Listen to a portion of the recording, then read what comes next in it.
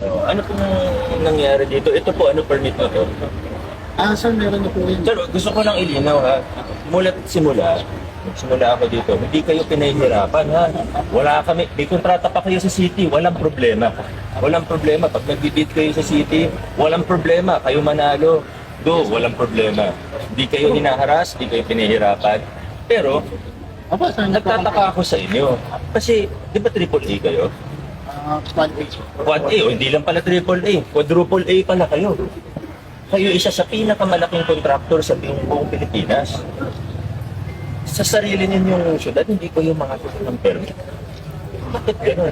Ito, pare, anong permit niyan? Meron po, sir. Ano nga ang may permit? building permit. Meron building permit. Ilang floors yung in-apply ninyong building permit? 4. Ilang floors yan, pare? Sir, ito na rin for ano na Ano una? Permit o construction? may permit na po. May building permit. So, kukuha ka ng permit na 4 floors, tapos magtatayo ka ng Hindi, sir. Three, Ito, four, boss, yung hindi yan 6 stories pa yan? 7? 5 lang po. Oh, pero yung permit Yung ko ano, 4. sir, for ano na, for ina-apply na namin yung permit. So walang permit yung 5th floor niyan. Oh, malinaw ha, sinasabi niya walang permit yung 5th floor. In-applyan nila 4 floors, itong building pa lang po ito, hindi pa kasama itong mga to. Bakit ganun ang nangyari? Sir, ina-apply na po namin, sir. Pare, compliance ka, dapat marunong ka. Ano una, permit o construction? Permit na po. Ano na una, permit o construction? Construction. Familiar ka sa building code? Compliance officer ka? Yes po. Anong offense po yun? Di ba criminal offense yun? Oh, so, ngayon, kailangan ko kayo kasuhan, kundi hindi ko ginagawa trabaho ko. Ito, may permit na to, wala. Ongoing na po, sir. Ito po. Ano una dapat pare? Construction o permit? Permit po. Dito, ano na una? Construction o permit? Construction. Oo, malinaw ha. Wala akong, di natin hinaharas do. Lumalabag kayo sa batas. Sana makarating naman sa mga owner. Sino ba owner nito? Sir, Pacific at siya. Diskaya. Pakisabi naman. Hindi ko sila kilala ha. Wala akong, hindi ito personal. Pero, nakailang sabi na kami. Nung una naman nagsasabi kami ng maayos. Nagno-notice kami ng maayos. Pinapatawag namin kayo ng maayos. Ba't ayaw nyo tumigil? Kitang-kita lang ang sarili kong mata. Ongoing yung mga construction, pati din sa kabilang lote. Wala kayong mga permit. Bakit? Sir, ito po. Nahihirapan ba kayo sa obo? Kasi kung nahihirapan kayo, may hihingi ba sa inyo ng lagay? Wala po. Wala naman. Kung meron, sumbong nyo sa akin, di ba? Kami may kasalanan noon. Sumbong nyo, aaksyonan ko yan. Pero, ito, anong dahilan? Hindi mo alam. Sino kaya makakasagot sa akin? Project manager. Oo, sir, narinig niyo ba yung sinabi ko sa kanya? Bakit po ganun ang ginagawa ninyo? Sir, bilang quadruple A contractor, alam niyo ang lahat ng batas, alam niyo ang lahat ng proseso. Bakit hindi po kayo sumusunod? Ang alam ko, sir, bali, ano na lang boss namin, naayos namin yung... Sir, kung anong tinanong ko sa kanya, yun din po tatanungin. Kilala mo na kayo, sir? Harvey lang. Ano po kayo, sir? Engineer po kayo? O engineer pa kayo, dapat kabisado niyo ang lahat. Sa batas po, ano po ang una? Construction o permit? Permit. Dito po, 5th floor natin. Ano po na una? Construction o permit? Construction ang nauna. Dito po, sir. Ano po na una? Construction o permit? Actually, may ongoing, pero ongoing din po yung ano. Nasaan yung permit? Ito po, sir. Hindi apply. Di pa rin. Actual permit ang pinag-uusapan natin. Sir, ganito po. Kung nag-apply kayo ng permit at nagkaroon kayo ng problema, pinahirapan kayo, mali yung proseso namin, sumbong nyo sa akin, ako mismo ang gawa ng aksyon. O kaya kasuhan nyo kami kung may mali talaga. Walang problema doon. Tama po yun. Pero, wala naman problema.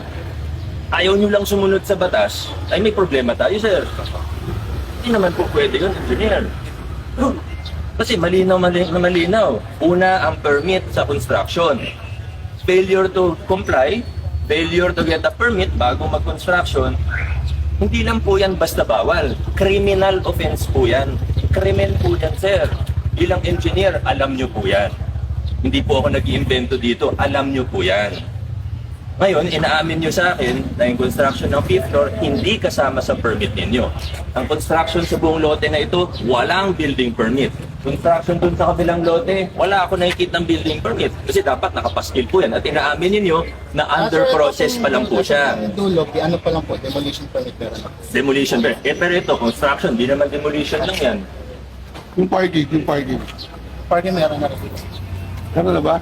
Yan ang hindi ko maintindihan, engineer. Kasi quadruple A kayo. Hindi naman namin kayo pinahihirapan. In fact, sabi ko nga kanina kay ninyo, compliance officer, may kontrata pa kaya kayo sa LGU. Tanungin niyo yung mga gumawa sa rainforest, may kontrata kayo. Walang problema. Hindi namin kayo kinakaaway, hindi namin kayo hinaharas. Kahit na yun yung laging sinasabi ng owner ninyo, hindi totoo yun. Ang problema, hindi kayo pati yung mga waiting shed, wala naman permit yun eh. Illegal yung ginagawa ninyo. Kung legal kayo, walang problema. Kaso illegal yung ginagawa ninyo. Criminal offense ang ginagawa ninyo. Kaya may problema tayo. Naintindihan po ninyo, engineer. Makakarating po ba sa owner natin? Oo, wala ang problema eh. Kaso gumagawa kayo ng illegal. At hindi ko talaga maunawaan kasi bilang quadruple A contractor ko, bakit naman sa madaling i-comply, hindi nyo pa i-comply? Hindi ko maintindihan talaga. Ano kaya ang dahilan? Nasanay lang talaga na gano'n? Hindi naman po. Kasi yung